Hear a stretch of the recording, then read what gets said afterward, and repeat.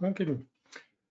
Alors, bonjour tout le monde et bienvenue au webinaire de Faction A intitulé Azure Purview, la gouvernance unifiée des données. J'espère que vous allez bien. Merci beaucoup de votre participation en grand nombre à notre webinaire aujourd'hui.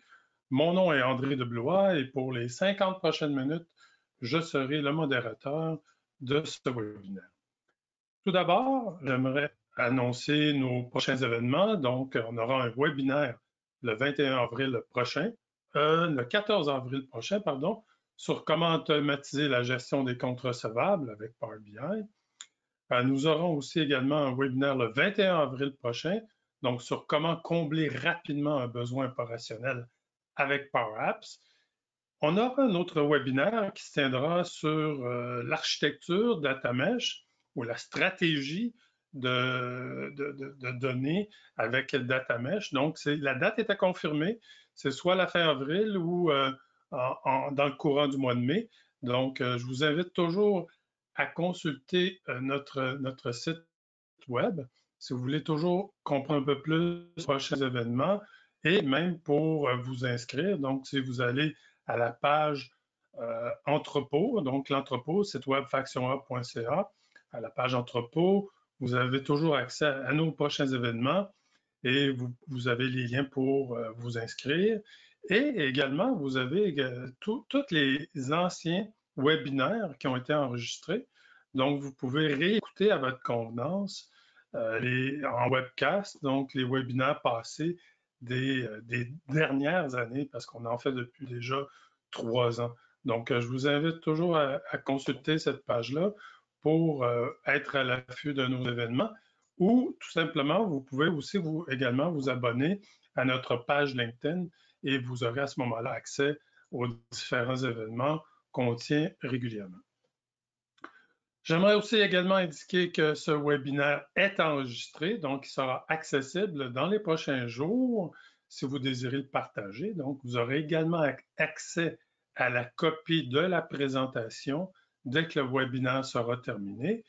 Nous vous enverrons un courriel avec les liens pour l'accès à l'enregistrement et à la présentation. Ce webinaire est interactif, donc il vous est possible de poser des questions tout simplement par clavardage en utilisant le panneau questions. Vous avez qu'à taper votre question et on pourra soit la prendre pendant la présentation ou à la période de questions à la fin qui est prévue à cet effet. Donc, mais tout le long, si la question est pertinente pendant la présentation, on pourra prendre la question à ce moment-là. Donc, juste avant de présenter même l'agenda, je voudrais juste faire une petite pause publicitaire de qui est Faction A. Faction A, c'est une escouade d'élite professionnelle spécialisée dans les analytiques et pouvant intervenir dans toutes les activités de mise en place de solutions analytiques. Nous sommes des spécialistes de la planification et de la réalisation de solutions analytiques et nous maîtrisons l'architecture Azure de Microsoft, la modélisation de données, le développement des composants de gestion de données, le design, la construction de tableaux de bord Power BI, etc.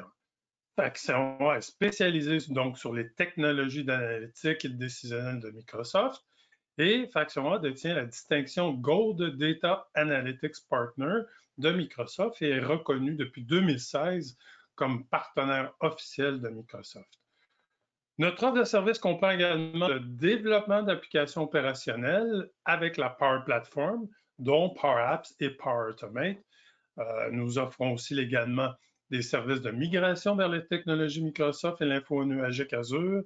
Et nous offrons le support et la gestion opérationnelle en production des solutions que nous développons. Nous possédons l'expertise et le savoir-faire pour couronner de succès toutes vos initiatives analytiques et l'automatisation de vos processus opérationnels avec Power Apps. Si vous voulez en savoir plus, n'hésitez jamais à nous contacter. L'objectif de le webinaire d'aujourd'hui, c'est évidemment qu'avec la croissance des actifs précieux que représentent les données et de l'accélération soutenue de la transformation numérique, les organisations modernes doivent tout mettre en place pour se conformer, d'une part, aux exigences réglementaires et, d'autre part, pour bien protéger leurs actifs. L'objectif de notre webinaire aujourd'hui est de partager l'importance d'une robuste gouvernance de données unifiée et de présenter le nouveau service Azure PureView de Microsoft qui vient contribuer et faciliter la mise en place de plusieurs volets de la gouvernance de données. Pour notre webinaire aujourd'hui, on a l'honneur d'avoir la participation de Microsoft en la personne de M. Frank Mercier. Bonjour Frank, ça va bien? Bonjour à tous. Merci André. Oui, ça va bien, hein. Très très bien. Puis ça fait un plaisir d'être là aujourd'hui pour vous parler de Azure PureView. Merci beaucoup. Frank travaille chez Microsoft depuis plus d'une douzaine d'années, d'abord en France et par la suite au Canada. Évangéliste technique, architecte infonuagique et passionné par la gestion de données, Frank aide les entreprises dans leur parcours de transformation numérique. Merci beaucoup, Frank, d'être présent et d'être là Avec plaisir. aujourd'hui. Donc, regardons l'agenda d'un peu plus près. Donc, on va commencer par une mise en contexte de la thématique de la gouvernance et Frank présentera d'abord les fonctionnalités Azure PureView et poursuivra avec une démonstration en direct des fonctionnalités disponibles. Je reviendrai à la fin avec une période de questions et une brève conclusion. Encore une fois, tout le long du webinaire, si vous avez des questions, n'hésitez pas à partager, à écrire ou à taper vos questions dans le panneau. Je vais juste fermer ma caméra pour l'instant. Donc, commençons par mettre en relief ce qu'on constate beaucoup aujourd'hui par rapport aux données et aux enjeux de la thématique d'aujourd'hui. Donc, évidemment, quand on regarde, rappelons certains faits, je dirais, puis et prévisions même, on comprend bien qu'en 2020, qui est l'année passée, là, 44 zétabytes ou zétaoctets de données étaient recueillis dans le monde, quand même déjà phénoménal. Des zétaoctets, ben, c'est 2 à la 70. Et on sait que la croissance du volume, de la variété, de la vélocité des données est toujours importante et soutenue. Et la prévision maintenant, c'est qu'en 2025, on sera rendu avec 175 zétabytes de données recueillies dans le monde. C'est vraiment gigantesque. Et donc, il s'agit d'une croissance très substantielle de 400 et là, on peut le dire, mais il y a quand même moins de 30 des données qui seront analysées. Évidemment, plusieurs organisations ont de la difficulté à gérer, à gouverner ces données-là, ce large volume de données, et plusieurs organisations ignorent même la quantité phénoménale de leurs données. Donc, le monde de technologie évolue rapidement. La transformation numérique s'est accélérée pour plusieurs secteurs et c'est encore plus vrai depuis la pandémie. C'est occasionné, bon, oui, par plein d'événements et de nouvelles possibilités technologiques. Cependant, une chose demeure dans ces changements, ce sont les données et qui sont encore de plus en plus cruciales aujourd'hui qu'avant. Donc, dans notre ère numérique, toutes les entreprises sont devenues des entreprises de données, du dépanneur au plus grand détaillant Internet. L'entreprise moderne nécessite des données et l'entreprise qui gère, gouverne et sécurise ces données va survivre dans l'économie numérique. Donc, la mine de données des organisations provient de multiples sources, on le sait, autant internes qu'externes. Les données sont structurées, non structurées, souvent en silos. Les données sont conservées d'une part dans les systèmes opérationnels et d'autre part transformées, utilisées dans les solutions analytiques, les analytiques avancées, l'intelligence artificielle. Donc, les données sont publiées, partagées à l'interne comme à l'externe et utilisées pour prendre des décisions. Et de plus en plus, de lois existent, de réglementations et de normes qui viennent encadrer plusieurs volets relatifs à l'organisation des données et de leur utilisation. Que ce soit des exigences comme au Québec, on voit le projet de loi 64. Au Canada, on voit la modernisation de la loi sur la protection des renseignements personnels et plein d'autres normes et exigences de conformité qui viennent impacter les volets de sécurité, de l'utilisation, de la traçabilité, de la rétention des données et le traitement des données personnelles et sensibles. Plus que jamais, donc, les organisations sont exposées à la fraude et doivent s'assurer d'avoir un haut niveau de sécurité, de surveillance des données. Donc, le non-respect des exigences implique conséquemment des conséquences non désirées par toutes les organisations et de prendre des décisions sur de mauvaises données est tout aussi désastreux. Comme mentionné plus tôt, l'entreprise qui gouverne, qui gère et sécurise ces données va survivre dans l'économie numérique. Sans passer à travers tout l'ensemble des normes et exigences de conformité qui existent aujourd'hui, qui sont très nombreuses d'ailleurs, autant régionales qu'internationales, nous sommes donc dans un contexte avec beaucoup de réglementations, beaucoup de données, sans compter les mesures d'éthique et de bonnes pratiques à bien gérer les données. Donc, la gouvernance, c'est quoi, brièvement? Il y a plusieurs définitions qui existent et celle qui m'apparaît comme pratico-pratique ou très simple, en fait, c'est comme la gouvernance, c'est les pratiques et les processus de gestion de données qui permettent à une entreprise de gérer ses flux de données internes et externes. Donc, j'ai laissé quand même dans la slide quelques autres définitions qui existent, mais je trouve que celle-là est assez représentative, évidemment, de c'est quoi la gouvernance. Et pourquoi qu'on veut faire de la gouvernance? Eh bien, pour mettre en place, il y a plusieurs bénéfices, en fait, perceptibles, là, je dirais, pour quand on met en place la gouvernance. Évidemment, c'est d'augmenter, maximiser, améliorer la qualité d'une part des données, l'intégrité des données, le contrôle des accès et de l'utilisation des données et de la traçabilité, donc de sa source à l'utilisation. Évidemment, d'autres bénéfices qui sont d'un peu du contraire de quand ce n'est pas respecté, c'est de minimiser les brèches de sécurité, les pénalités aussi par rapport aux données et de découvrir aussi des anomalies. Donc, on veut minimiser par la gouvernance, par la gestion, les anomalies qui peuvent survenir dans les données. Excusez. Donc, pour mettre en place la gouvernance, il y a 3 pièces maîtresses que je pourrais dire et classiques qui sont à considérer: les personnes, les processus et les technologies. Donc, les personnes, ce sont les acteurs, leur forme d'organisation, les responsabilités aussi. On a aussi les processus, donc les processus pour s'assurer que de l'application des mesures de gouvernance dans la gestion de données. Encore une fois, que ce soit pour accéder, sécuriser, nommer, documenter, surveiller, conserver les données. Et ces deux volets-là de la gouvernance, on pourra les couvrir et pourront faire l'objet, en fait, de nos prochains webinaires. Aujourd'hui, on va principalement aborder la technologie. Donc, avec Frank, c'est ça qu'on va voir aujourd'hui, avec les outils, les services info-nuagiques Azure qui existent. C'est ce qu'on va voir. Donc, on va voir précisément le service Azure PureView qui vient supporter d'abord un ensemble de besoins relatifs à la gouvernance et qui vient faciliter la mise en place de la gouvernance unifiée. Juste avant de passer le contrôle de la présentation, j'aimerais juste vous lancer un petit sondage comme on fait à l'habitude. Donc, je vais vous lancer un sondage sur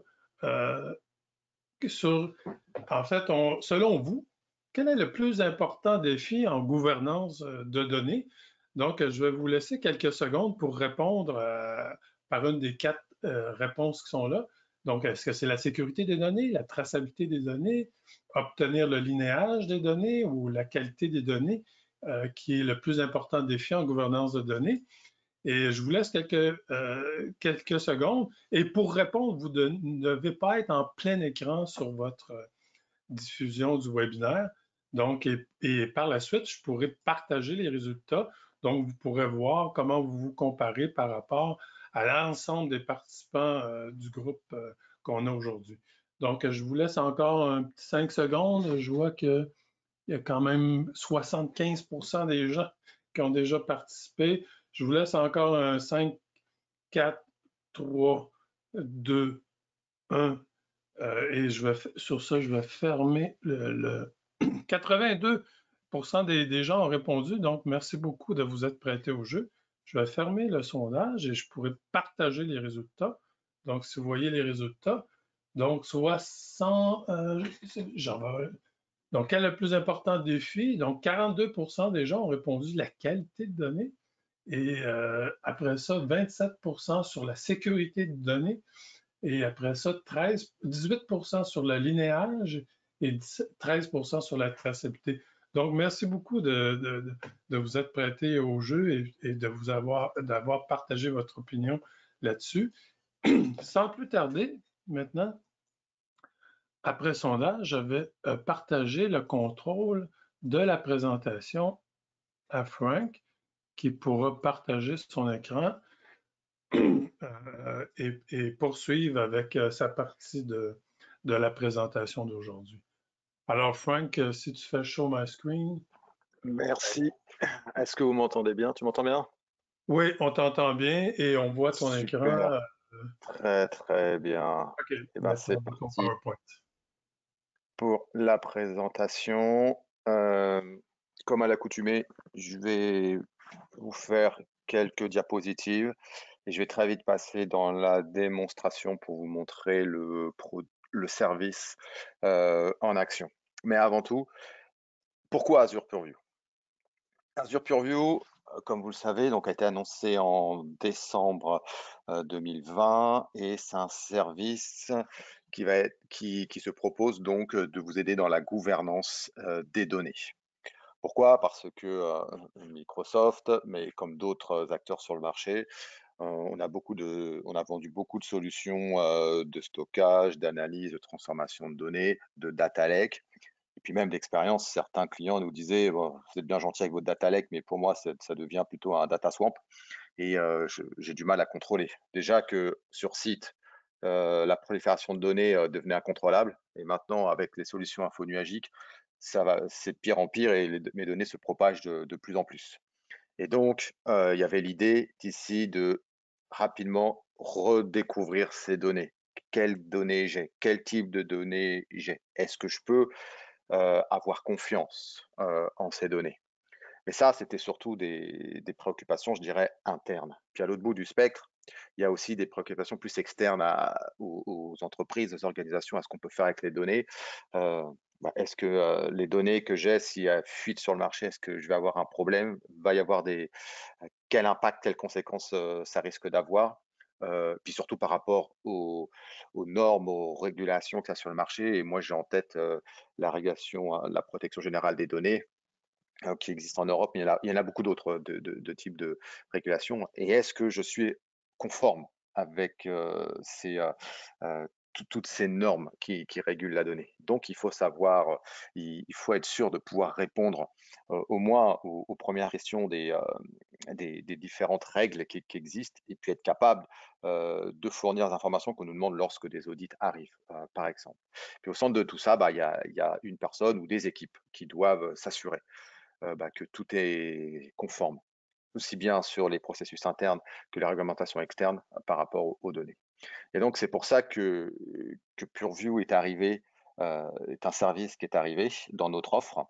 Alors, il faut bien avoir en tête que nous sommes au début donc, de notre voyage vers la gouvernance des données et que même quand je discute avec des clients, ils me disent Hey, Microsoft, vous êtes une société technologique, vous êtes très bon sur la technologie, l'infrastructure, il n'y a pas de doute, mais là, vous rendez sur une application métier, ce qui n'est pas forcément justement votre cœur d'activité. Et c'est vrai. Et personnellement, j'ai connu ça à l'époque où je faisais du management de projet avec Project Server, où on avait une crédibilité à gagner. Et pour gagner cette crédibilité-là, donc sur ce service, c'est quelque chose qu'on va mettre au centre de notre portefeuille Azure et sur lequel on va investir beaucoup.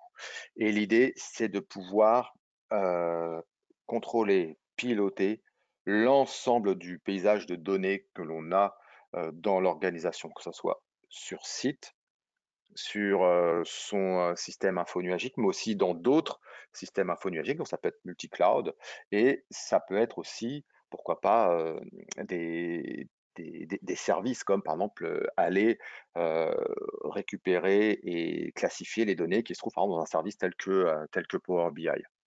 Et l'idée, c'est pour reprendre un point que disait André tout à l'heure en introduction, c'est permettre aux utilisateurs d'utiliser les données pour, au maximum, éviter de travailler en silo et d'essayer donc de casser les barrières entre les différents départements organisations pour justement essayer au maximum de capitaliser sur cette nouvelle asset qu'est la donnée et euh, pouvoir en bénéficier, la trouver, pouvoir la traiter, la partager, la travailler, bref, l'utiliser euh, comme un actif propre de la société.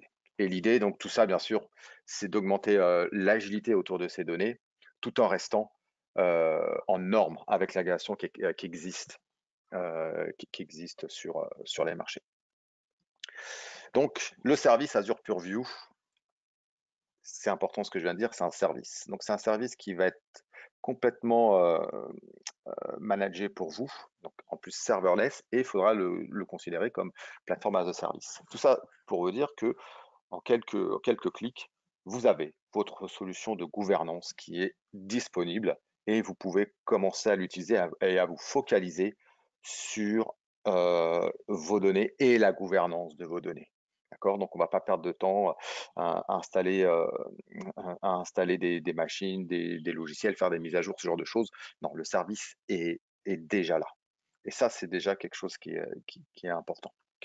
Ensuite, ce service-là va vous permettre d'une manière automatique d'aller scanner et classifier vos données, peu importe où elles se trouvent. D'accord? Quand je dis classifier, c'est-à-dire que le service va arriver nativement avec une centaine déjà de classifications communes, comme un numéro d'assurance sociale, comme un format de numéro de téléphone nord-américain ou un format de numéro de téléphone européen, un code SWIFT, un code IBAN, des adresses IP, ce genre de choses.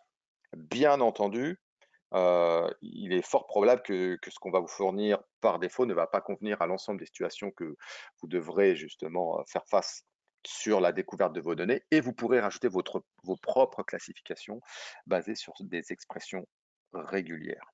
D'accord? Et ce qui fait que lorsque vous allez scanner vos données, automatiquement, lorsque les données vont correspondre au pattern que vous avez défini, eh ben, Azure Purview sera capable de vous classifier automatiquement vos données et donc aller alimenter le catalogue pour pouvoir derrière les rechercher, etc. Et au-dessus de ça, bien entendu, il sera aussi capable, le service Azure Purview, de vous créer le lineage sur vos données et donc vous serez capable de voir d'où vos données partent et où est-ce qu'elles arrivent, comment elles sont consommées, comment elles sont transformées et comment elles sont surtout dérivées au sein de votre entreprise. Mais ça, je vous le montrerai lors de la démonstration. Une fois que la classification, enfin que le scan de vos données a été fait, que vous avez classifié vos données, vous pouvez après, pour améliorer le langage commun de l'entreprise et les définitions communes, rajouter des termes issus d'un glossaire, donc un glossaire purement métier que vous pourrez associer au résultat du scan et de la classification qu'il y a eu au préalable pour découvrir vos données. D'accord? Et à partir de là, ça va vous permettre donc d'avoir un environnement de recherche de vos données qui va être extrêmement puissant parce qu'il pourra aussi bien se baser sur les données elles-mêmes, sur les métadonnées elles-mêmes, que sur euh, des termes métiers que vous pourrez associer à vos données. Et ce qui va être intéressant, et ça je vais vous le montrer aussi, c'est que ce glossaire évolue. Comme je vous dis, donc on est vraiment au début de notre voyage donc dans la gouvernance de données. Ça évolue, basé sur nos usages, le retour de nos clients, et on rajoute des fonctionnalités comme par exemple la hiérarchie au niveau des termes. Pourquoi? Parce que un retour à juste titre nous a été fait. Votre glossaire, il est très bien, mais admettons que la définition d'un client, par exemple, ou d'un produit, vous allez mettre une définition, mais peut-être que cette définition va être légèrement différente pour le service marketing et légèrement différente pour le service des ventes. Comment on gère ça? Comment on fait? Bien sûr, on va parler sur un langage, une définition commune, mais après, il peut y avoir des petites différences et ça aussi, il va falloir les traiter. Et c'est ce que se propose de faire justement le glossaire avec cette notion de hiérarchie. Le cœur d'Azure Purview, ça c'est très important, c'est ce qu'on va appeler le data map. d'accord? C'est ici que va se reposer l'ensemble et la structure des données du service Azure Purview. Le data map va être alimenté par les différents scans que vous allez faire et les classifications venant de sources on-prem, software as a service et multi-cloud, d'accord? Et à partir de là, nous allons alimenter tout ce qui va être data catalog, data insight, etc. En termes de vision, ce que nous avons, nous, Microsoft, en termes de vision sur Azure Purview, c'est que au-dessus du data map, d'autres piliers fonctionnels vont s'ajouter, comme la qualité de données, comme le master data management, euh, comme le data movement sharing, le police enforcement, le policies informant, donc les règles de métier renforcées et ce genre de choses. Donc on a vraiment une vision à long terme sur le service Azure Purview. Aujourd'hui, ce que nous avons aujourd'hui de disponible, c'est cette partie-là que vous voyez actuellement à l'écran. La partie data map, donc qui est encore une fois le cœur du service Azure Purview, et au-dessus de ce data map va venir s'ajouter au fil du temps plusieurs piliers. Aujourd'hui, nous avons le pilier data catalog qui est déjà là, le pilier data insight qui est là, mais qui, à ma part, peut s'améliorer. Et je vais vous montrer déjà ce qu'on propose et donc on va améliorer cette partie-là. Et ce qui est déjà dans notre roadmap, ce sont les d'autres piliers, comme je disais tout à l'heure, data qualité, master data management. Il y a aussi la partie partage de données qui est déjà plus ou moins là. Je vais vous montrer notamment avec avec la possibilité donc d'inclure le service Azure Data Share, par exemple. Et l'idée de ça, c'est de pouvoir après servir ou aller chercher les données en tant qu'intégration avec Power BI, Microsoft Information Protection, par exemple, ce que je vous montrais dans ma démonstration, ce genre de choses. Ce qui est extrêmement important aussi, c'est ça. C'est cette ouverture en utilisant les API Apache Atlas 2.0. Ça veut dire que, et c'est ce qu'on voit aussi chez certains de nos clients, c'est que le service Azure Purview va être utilisé pour ses fonctionnalités très avancées de scanning, de classification et de lineage. Et ensuite, via les API, ces informations peuvent être partagées avec d'autres systèmes, avec des systèmes tiers, par exemple des outils de gouvernance que vous possédez déjà, pour aller les alimenter avec ce que va fournir Azure Purview. Et en fonction de ce que vous souhaitez faire avec Azure Purview, en termes de coûts, et on en reparlera un petit peu plus tard dans cette présentation, on va proposer plusieurs tiers ici, qui vont être le tiers C0, C1 et D1. C0, ça peut être, il devrait théoriquement être gratuit. Donc ça, c'est les informations que j'ai aujourd'hui qui peuvent encore changer, mais ça serait donc l'offre de base sur lequel on aurait juste des fonctionnalités assez minimalistes en termes de recherche et de navigation sur ces assets. Pourquoi? Parce que l'idée derrière, ça serait d'utiliser le data map pour fournir avec les API des services externes. Si maintenant on veut capitaliser sur Azure Purview, d'autres tiers existent comme le C1 qui vont apporter des notions de glossaire, de workflow et de lineage beaucoup plus avancées, notamment en termes de visualisation. Et puis après, ici, tout ce qui va être intégration avec la sécurité, avec l'application des règles de policies, par exemple, sur vos données et ce genre de choses.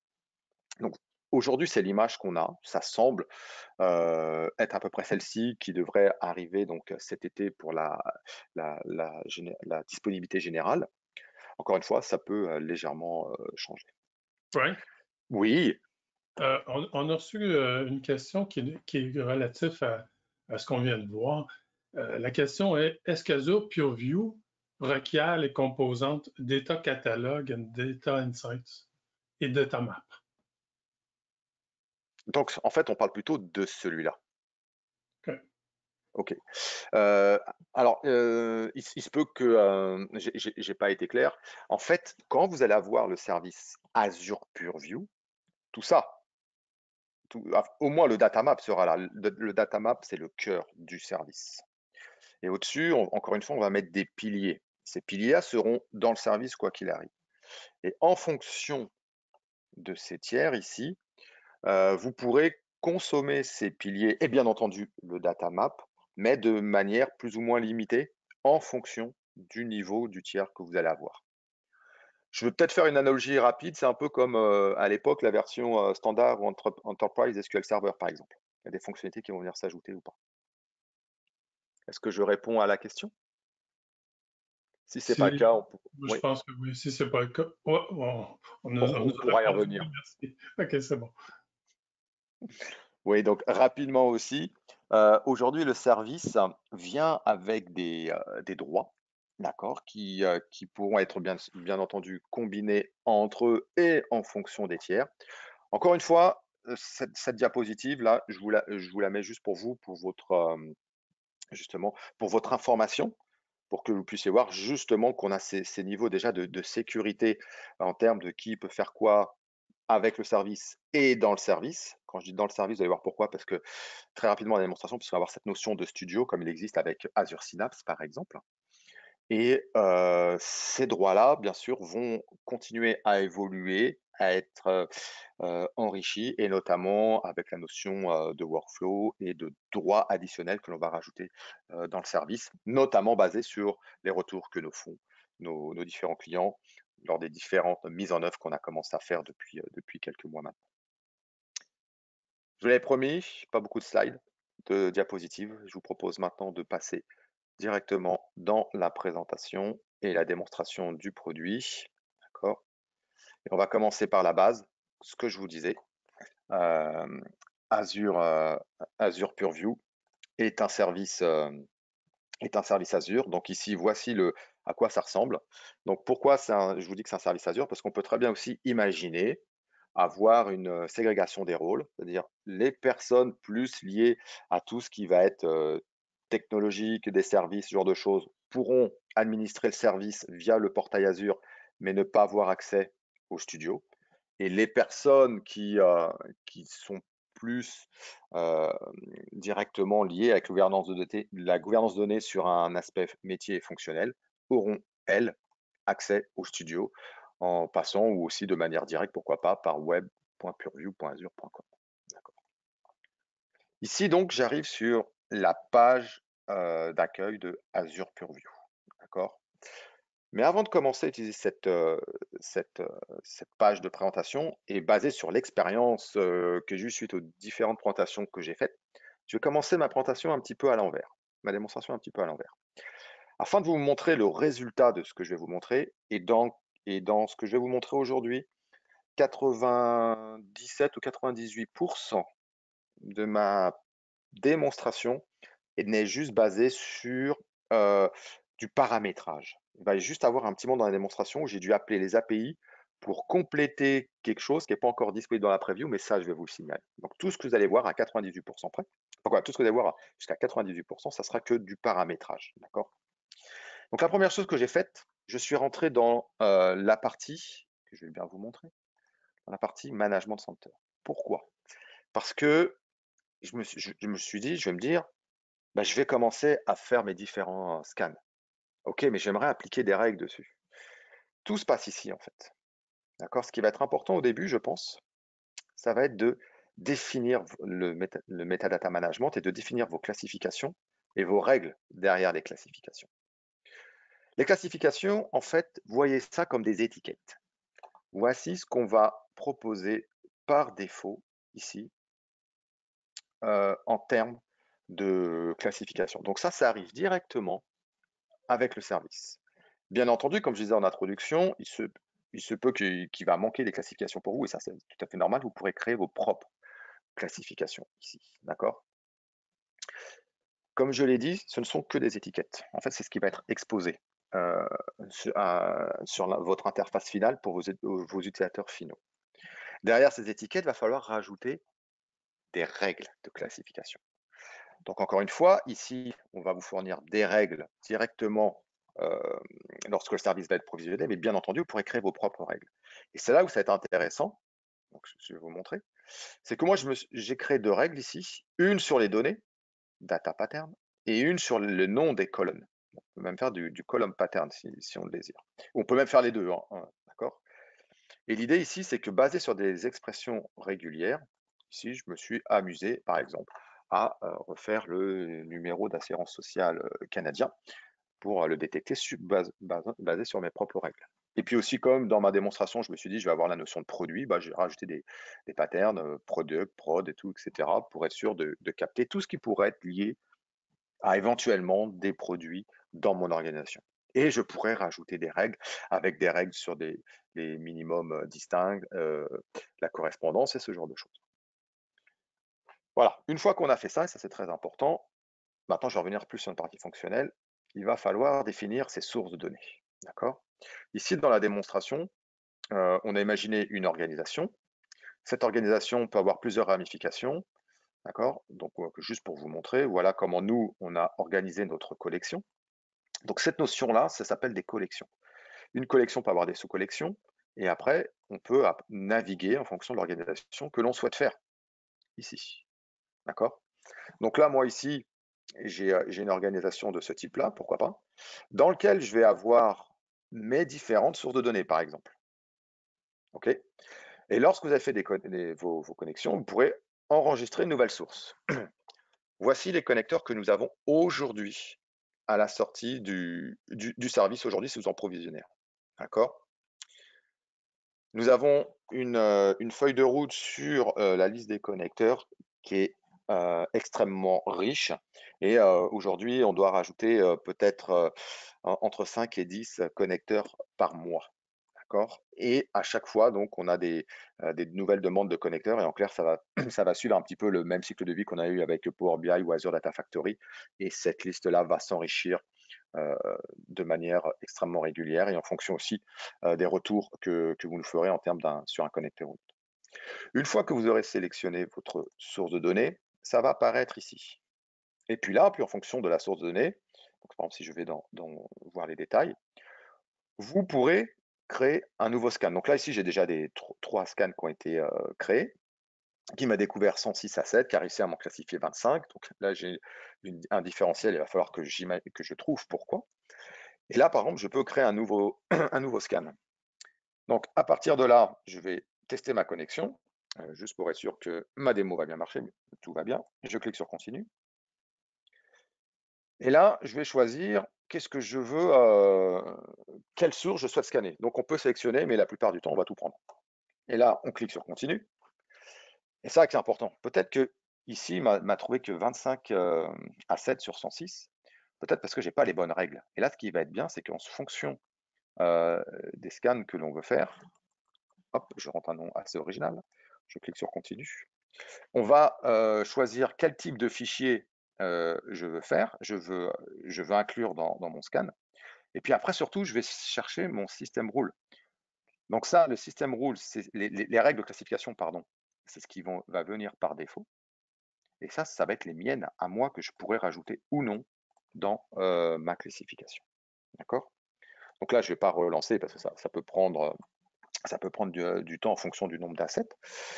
Ce qui va être intéressant, donc si je reviens là, j'aurai aussi la même chose pour, comme vous pourrez le voir ici, pour Azure Synapse, donc Azure Synapse Analytics, pour les bases SQL, Azure SQL par exemple, ou même carrément pour un tenant Power BI. Donc tout ça, je l'ai préparé en amont de la manière que vous êtes présenté il y a quelques secondes justement sur comment définir une collection, enregistrer une source et définir les différents scans. Puis une fois que ça c'est fait, et c'est là où ça devient intéressant, vos utilisateurs finaux vont arriver ici. Et là, l'idée c'est de proposer un moteur de recherche, je veux dire, ben voilà, je cherche un rapport sur nos différents produits que l'on vend car j'ai envie de regarder quelque chose en particulier. Là, ici, lorsque vous allez faire une recherche aussi basique que celle que je viens de faire, vous risquez d'avoir des milliers d'assets qui peuvent arriver. Bien entendu, il est possible d'ores et déjà dans ce moteur de recherche de rajouter du AND, du OR, de faire de recherche avancée. Donc ça, on l'a bien documenté sur notre site pour justement affiner sa recherche. Mais dans la vraie vie, on sait que c'est pas trop comme ça que ça se passe et qu'on va faire une première recherche. Et là où ça est intéressant, c'est que ici, on va avoir soit ce qu'on appelle des facettes ou carrément des filtres. Et on peut dire, bah, OK, mais moi, j'aimerais bien avoir un rapport Power BI. Et regardez bien ce qui va se passer ici. Lorsque je choisis sur Power BI, la fenêtre va changer un peu. Il me dit, ah OK, tu me demandes quelque chose de Power BI. Moi, je sais que Power BI existe en capacité partagée. Et si j'avais scanné une capacité premium, j'aurais premium ici. Quel type de ce que tu veux? Est-ce que tu veux aller sur un workspace bien déterminé? Et là, je vais vous montrer quelque chose tout à l'heure par rapport au workspace personnel. Et quel type d'artefact tu veux dans Power BI? Est-ce que tu cherches un dataset ou un rapport? Ah ben moi, je cherche un rapport. Et puis, si possible, j'aimerais trouver un rapport sur la classification de produits que moi j'ai déterminé. Et là, il y en a un ici. Et puis après, toute la notion de contact et tout. Petite parenthèse, on va revenir dans quelques instants. Cette information-là vient de Microsoft Information Protection, MIP. C'est-à-dire que je peux aussi récupérer les labels qui ont déjà été mis dans mon organisation et je peux après récupérer donc par exemple les rapports les rapports ou les assets plutôt, qui sont protégés ou non par un certain niveau de label. Ici, j'ai un label de type hautement confidentiel, ce qui fait que derrière, j'ai un mécanisme de chiffrement qui permet de protéger mes assets si jamais quelqu'un essaie de l'ouvrir et qu'il n'est pas certifié pour ça. Et ça, on va le voir dans quelques instants. Donc, admettons que j'ai fait mes différentes recherches et là, hop, je viens de faire un fil sur les deux assets qui correspondent à la recherche que je viens de faire. J'ai dit, bah tiens, ça a l'air intéressant, donc je vais cliquer dessus. Et là, dans un premier temps, qu'est-ce qu'on va voir? Donc, on va voir des informations. Les premières informations qu'on va voir, c'est des informations issues de notre classification. Effectivement, ça récupère mes classifications que moi j'ai mis en place, mais aussi, et dans ton rapport, il y a des noms de personnes. Ça peut être des informations sensibles. Heureusement, ici, je vois que c'est protégé, tout est correct, tout ça, c'est bon. La notion de description, ici. La notion de hiérarchie, donc je sais que, ah, ok, c'est dans une capacité partagée, dans le Workspace Sales Department, et puis bien sûr, le rapport qui est là. Associer ici des glossary termes, des termes du glossaire. Et puis, ce que vous pouvez voir ici, anglais, français. On va faire une petite parenthèse. Aujourd'hui, tout ce qui va être multilangue, c'est dans notre roadmap et c'est quelque chose qui est demandé. Mais grâce justement à une fonctionnalité qui nous a été, à des demandes récurrentes qui ont été faites par nos clients sur justement la notion des glossaires et les différentes subtilités qu'il peut y avoir sur une même définition et le fait du rajout de la hiérarchie, on peut déjà, pour commencer à fournir un peu du bilinguisme par exemple, utiliser ces hiérarchies pour justement, sous une même définition, sous un même terme, avoir plusieurs langues et plusieurs définitions. Donc ça peut être une idée avant qu'une réelle fonctionnalité arrive pour régler ça. La description aussi du rapport, bien entendu. Ce qui va être important aussi, les contacts. D'accord? Qui sont les experts sur le rapport, qui en est le honneur. Et puis ce qui va être intéressant, c'est que pour chacun des contacts, vous pourrez voir de combien d'assets il est propriétaire et où est-ce qu'il est expert. Ce qui fait que si jamais je clique sur un des assets, je vais avoir tout ce qui est lié pour cette personne. Et voilà. Et tous les assets que cette personne a en charge. Donc revenons à notre écran précédent.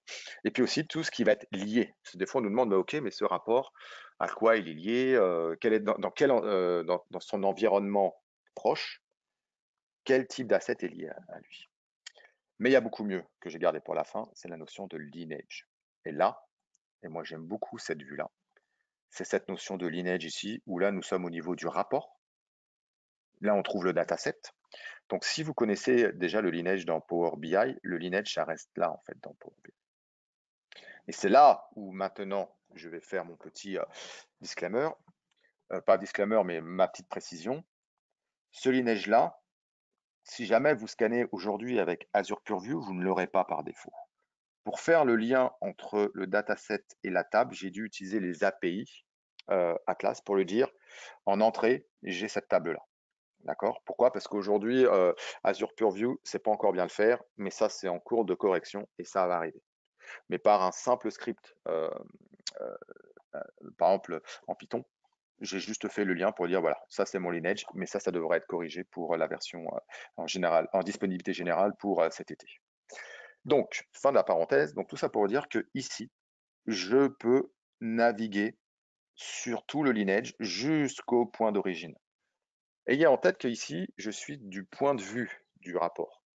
Qu'est-ce qui se passe si je mets du point de vue maintenant de cette transformation Data Factory et je switch d'asset, comme on dit? Et là, mon lineage, il va changer. Et là, il va me montrer en fait mon lineage comme si j'étais du point de vue de ma table Data Factory, enfin quoi, de ma transformation Data Factory qui va alimenter deux tables. Donc j'imagine une pour la production, peut-être une pour dev test. Et puis ensuite, un rapport peut-être en test. Et puis surtout ici, un Azure Data Share. Donc je vois que mes informations sont partagées à l'extérieur avec une petite startup qui s'appelle Microsoft. Et donc là, je vois aussi quand les mouvements de données qui peuvent sortir de mon organisation. D'accord? Autre chose d'intéressant, admettons ici, je me mets d'un point de vue de mon fichier d'origine, de mon fichier client. Je peux voir mon fichier client, je peux voir son schéma. La classification a aussi fonctionné sur les différents champs de mon fichier, sur lequel j'ai rajouté des termes de type glossaire. Mais surtout, ce qui va être intéressant avec le lineage, c'est ça. Admettons ici, moi, quand j'ai fait ma démo, comme depuis que je suis arrivé au Québec, on n'arrête pas de me parler du NAS. Ton NAS, c'est important, ton NAS, etc. Lorsque j'ai créé mon fichier, je l'ai appelé NAS. Mais pour la présentation, il ne fallait pas que j'appelle comme ça. Donc, j'ai fait les transformations. Ce qui fait que si je clique dessus, je vois que mon fichier d'origine, c'est NAS. Mais après, ici, il s'est transformé en Social Assurance Number. OK. Et puis surtout, il a été utilisé, pourquoi pas, mais ça, c'est pas bien, dans d'autres champs dérivés. Donc, je peux voir comment une information particulière est dérivée au sein de mon organisation et jusqu'à où elle est utilisée. Pareil, quelque chose d'assez commun, admettons ici je le nom, mon nom il est là, et puis il se retrouve utilisé dans full name, puis il se retrouve aussi utilisé dans un ID, un truc, un machin. D'accord? Donc ça, on évitera peut-être de faire ça, mais ça permet de voir la dérivation de comment nos champs, nos colonnes sont dérivées. Si je reviens sur le rapport ici, ce que vous pouvez voir, c'est qu'il y a un beau bouton Open in Power BI. Si vous cliquez dessus, vous allez arriver là, sur le rapport. Ok, donc le rapport Power BI simple, d'accord, comme vous connaissez sûrement. Ici, il y a le label, ce fameux label. Ce qui fait que si jamais j'exporte maintenant comme c'est un label hautement confidentiel avec chiffrement en termes de stratégie derrière ce label, et si je clique sur si j'exporte l'information, donc j'ai déjà fait en préparant des mots parce que ça prend quelques secondes, je clique sur ouvrir le fichier. Comme je n'ai pas le bon certificat, il me dit, hey, tu n'as pas le bon profil, tu peux pas voir le fichier. Donc, ce qui fait que si même la personne a eu accès d'une manière ou d'une autre à Power BI, qui a extrait les données et qui sort de l'organisation et qui n'a pas le bon certificat, il ne pourra jamais ouvrir le document. Donc, revenons dans Azure Studio. Azure Purview Studio, pardon, pour vous montrer donc très rapidement donc la partie glossaire. Alors, ce que je n'aurai pas le temps de vous montrer aujourd'hui, c'est l'intégration avec Azure Synapse, parce que tout ce que je vous ai montré ici, lorsque vous reliez Azure Synapse à Azure Purview, vous pourrez avoir la même notion de recherche et avec les mêmes fonctionnalités en termes de lineage, etc. Donc, c'est juste un lien à faire. Et dans le studio de Azure Synapse, vous pourrez ici choisir Purview, Azure Purview, et faire les mêmes types de recherches que j'ai fait. Voici mon glossaire ici. D'accord? Et ce qui est intéressant, c'est que maintenant, ce glossaire a une vue hiérarchique. Et dans cette vue hiérarchique ici, moi, j'ai rajouté justement cette notion de hiérarchie pour les produits clients, avec peut-être des définitions différentes, et puis surtout des définitions en anglais, en français ici.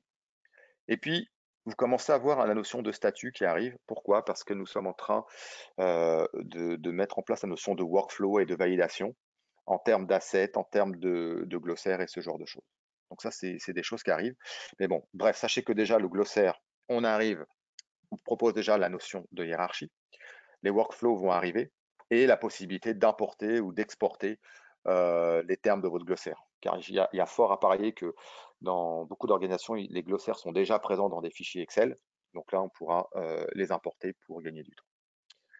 Dans la partie Insight, je vais aller très très vite, puis après je vais rendre la parole pour les questions-réponses, et puis peut-être si vous le souhaitez parler un petit peu des coûts. Mais rapidement, dans les assets, comme je vous l'ai dit en toute franchise en début de cette présentation, c'est quelque chose qu'il faut qu'on améliore. Enfin quoi, moi je pense qu'on n'est pas encore au bon niveau où on devrait être, mais quand même, ça nous permet déjà d'avoir rapidement la répartition de où se trouvent nos données.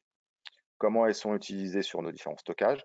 Moi, par contre, ce que j'aime bien, c'est que, oui et non, enfin quoi, ce que j'aime bien, c'est le résultat, mais c'est comment on y arrive, c'est voir la répartition de nos différents assets. Ici, hop, tout ce que j'ai dans Amazon S3 stocké, par exemple, où est-ce que c'est, HR département, quel type d'asset, et boum.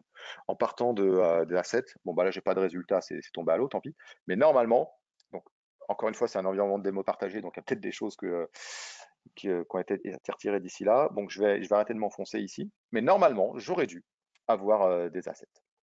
Donc, si je reviens maintenant sur mon Insight, le nombre de scans, ceux qui ont fonctionné, moins bien fonctionné, etc. Donc ça, c'est plus pour un peu de la gouvernance technique. Mais sachez qu'on est aussi lié avec les Workspace Log Analytics. Donc on peut aussi récupérer ce type d'informations. L'utilisation du glossaire, ça peut être super important. Comment votre glossaire est utilisé en entreprise. Moi, ce que j'aime beaucoup, c'est la classification. La classification de vos données dans l'entreprise. Donc ça peut être pas mal, notamment si jamais on vous demande de montrer lors d'un audit où sont vos différentes informations personnelles et ce genre de choses, par catégorie, etc. Donc on peut retrouver nos différents assets, les fichiers, les tables, les sources, etc. US phone number, IP address, ce genre de choses. Comment vos labels Microsoft Information Protection sont utilisés dans l'organisation. Et puis, si ça peut faire du sens pour vous, quelles sont les extensions de fichiers qui sont utilisées dans votre entreprise. Voilà. Bah, écoutez, je vous ai déjà fait un premier tour de roue de ce qu'est Azure Purview. Avec justement, j'ai mis un peu d'emphase sur l'intégration avec Power BI et Microsoft Information Production. Pourquoi? Parce que c'est un scénario qu'on nous demande assez régulièrement et puis qui est de plus en plus apprécié par nos clients par la simplicité du fait de faire cette intégration. Donc maintenant, André, je ne sais pas comment tu veux faire. On peut passer, Merci beaucoup, Frank. C'est quand même beaucoup de contenu, explication de fonctionnalités et en plus de la démonstration en live. On a reçu quand même beaucoup de questions.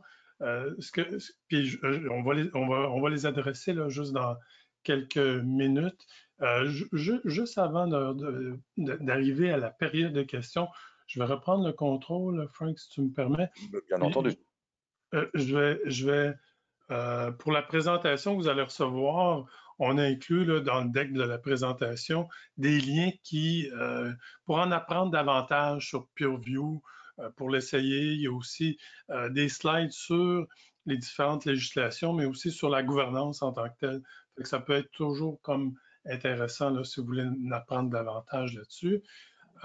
Puis, juste avant d'arriver aux questions, euh, aujourd'hui, c'est quand même très rapide, mais j'espère juste que vous avez comme compris l'importance de la gouvernance de données d'une part, et d'autre part, de la disponibilité d'un service info-nuagique quand même moderne qui fait le bout en bout au niveau de la traçabilité, notamment la classification et tout ça, qui vient appuyer là, grandement la mise en place d'une gouvernance de données unifiée.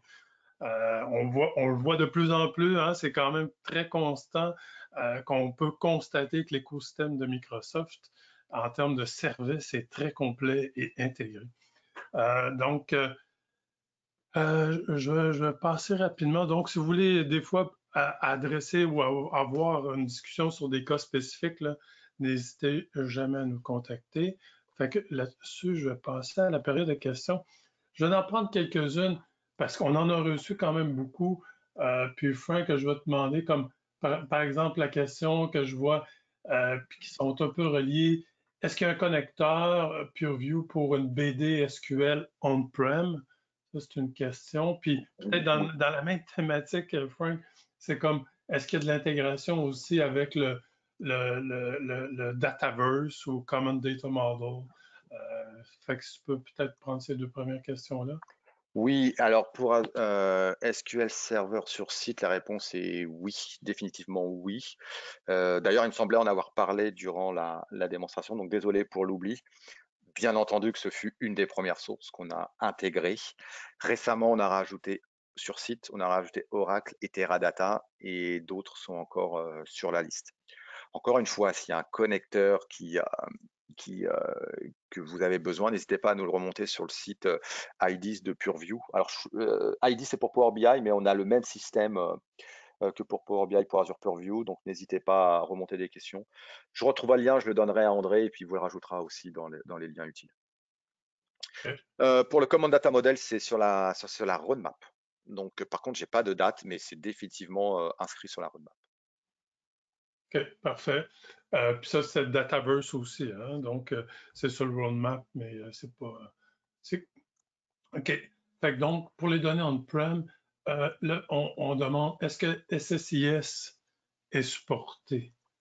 Peut-être que la question est. Le connecteur SSIS? Oui, Oh, bonne question, bonne question, bonne question. Ça, je l'ai pas vu. Ça se trouve, il y est. Alors, je peux regarder. Prendre une autre question pendant que je regarde en même temps. OK. Ben, l'autre question qu'il y avait, c'est quand tu as parlé des patterns, il y en a beaucoup des patterns qui venaient par défaut. La question était comme, peut-on définir des patterns par l'exemple? Donc, Je suis pas sûr de comprendre la question, ben, excuse-moi. c'est comme un pattern qui pourrait se créer par un exemple. C'est ça que Ah, alors, aujourd'hui, non, c'est que les expressions régulières. Mais sur les patterns, on a beaucoup, beaucoup de retours. Et donc, donc par l'exemple, celui-là, je vais le prendre en note. OK. Et Un autre à la question. rigueur, si la personne qui a posé la question, s'il peut nous donner un peu plus de détails sur le chat ou peu importe, ça serait pas mal de nous le partager parce que, encore une fois, comme j'ai dit en introduction, le groupe produit est très à l'écoute et OK. donc ça peut être quelque chose qu'on peut leur soumettre. OK, excellent. L'autre question qu'on avait, c'est comme pour les scans au niveau des scans de data. Bon, c'est quoi l'impact de la charge en termes de CPU, mémoire, input-output sur la baie des sources? Ouais, Et- ça c'est une très très très bonne question et Hmm, puis ça va aussi comment ça s'appelle susciter une question j'imagine sur les coûts derrière.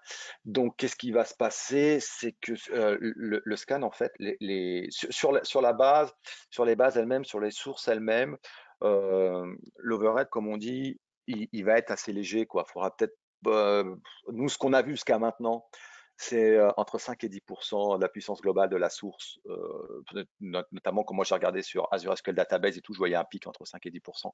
C'était pas méchant. Ceci dit, ça peut avoir quand même un impact si on lance le scan en pleine heure de pointe. Là, 5%, ça peut vite mettre le bazar. Ceci dit, derrière, ce qui va se passer, c'est les scans aussi vont être faits en fonction de comment on a provisé le data map, c'est-à-dire en nombre de vCore. Aujourd'hui, on a le choix entre 4 vCore ou 16 vCore. Et donc, les scans vont se répartir sur ces vCore-là. Et les scans, eux, et là, on va commencer à rentrer dans la partie coût, vont être payés à l'usage. Donc, si vous allez faire 22 minutes de scan sur 4 hmm, CPU, vous allez être payé, vous allez être facturé que sur les 22 minutes, fois les 4 CPU, fois le prix du CPU que vous avez utilisé. hmm, D'accord? hmm. Et donc, je vais faire une rapide parenthèse sur le coût pour vous donner une idée. Oui, oui, oui. Lorsque vous allez PureView, ce qu'il faut retenir, c'est que vous allez payer pour le data map lui-même. Donc ça, c'est les provisionnements. 4 corps, 16 corps. Pour la disponibilité générale, on devrait avoir la possibilité de scaler de 1 corps à 32 cœurs. D'accord? Ce qui fait qu'on pourra monter, descendre. Notamment si le data map sert à fournir des systèmes externes. Ensuite, sur le data map, vous allez payer peut-être 2% de ce coût-là pour le stockage, donc ce qui est quasiment rien. Vous allez payer aussi pour le tiers que vous allez choisir, C0, C1, C2. C0 normalement devrait être gratuit. Et enfin, après, vous allez payer à l'usage que pour les scans que vous allez faire. OK. Moi, j'ai déjà vu des scans qui ont duré plusieurs heures sur des très gros stockages. On parle de pétas. On parle de beaucoup de téras et quelques pétas quand même. OK. OK. C'est bon. Écoute, on va prendre une dernière question. Il y a d'autres questions qu'on pourra répondre individuellement après le webinaire. Une dernière question, et c'est en rapport à l'exemple que tu as montré, Frank, pour le linéage avec le NAS, avec le numéro d'assurance sociale. Oui.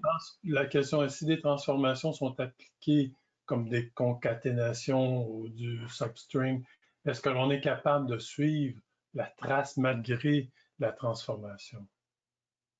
Bah, c'est ce que j'ai montré dans mon lineage, en fait.